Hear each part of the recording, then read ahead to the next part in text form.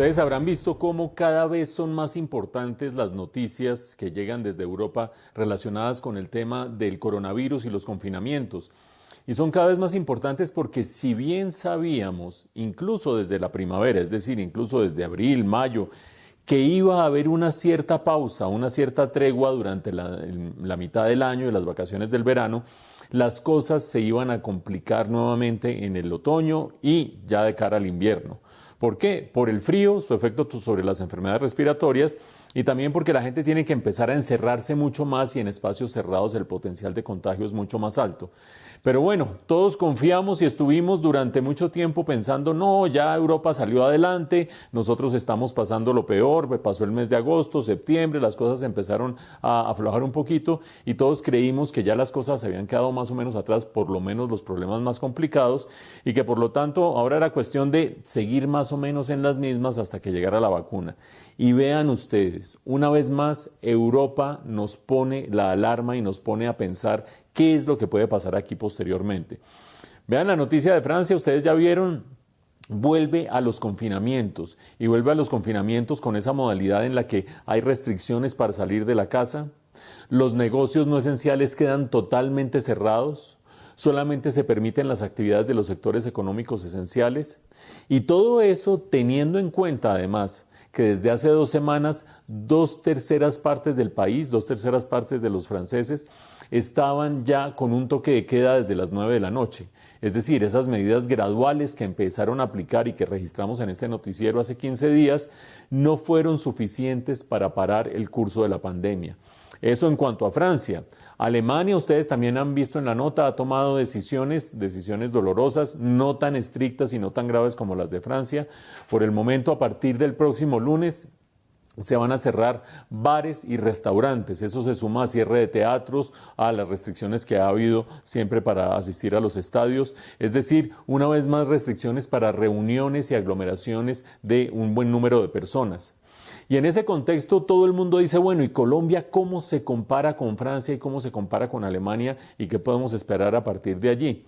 Pues tengan presente que nuestra situación en este momento es relativamente peor que la de Francia y la de Alemania, que están tomando estas medidas restrictivas. Ustedes van a decir, ¿pero de qué cifra me está hablando?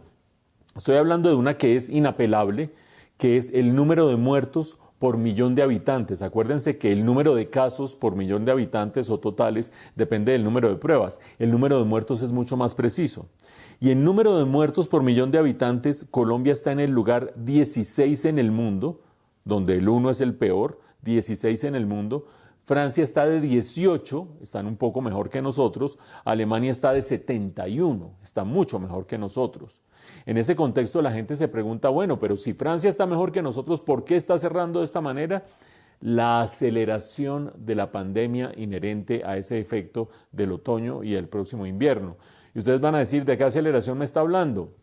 Ayer en Francia se registraron 527 fallecidos por coronavirus.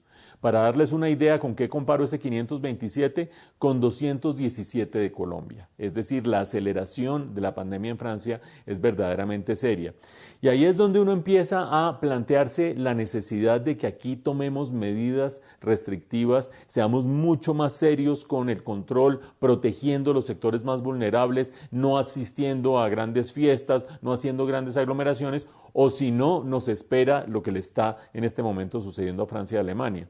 Y es en ese contexto justamente en el que entra a ser absolutamente reprobable lo que está sucediendo con algunas aerolíneas y lo que está sucediendo con algunos pasajeros, como los que veíamos también de esta colombiana que llegó de Quito, no argumentó que no se había hecho ninguna prueba, en realidad sí se había hecho una prueba y sí había dado positiva y a pesar de eso viajó en la aerolínea y llegó a Colombia siendo ya una persona infectada.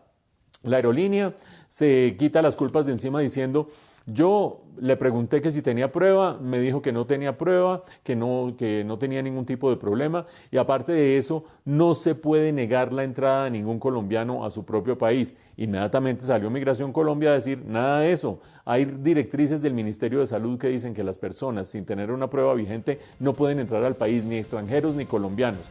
A ver si nos vamos poniendo las pilas tanto a las aerolíneas para hacer cumplir las normas como los pasajeros, por favor, que hagan lo que quieran ellos mismos con ellos mismos. menos, pero que pongan de esta manera a la gente en riesgo, cuando se avecina una aceleración nuevamente de los contagios en el país, quizás no tan drástica como en Europa, pero en todo caso una aceleración, francamente no tiene ningún sentido.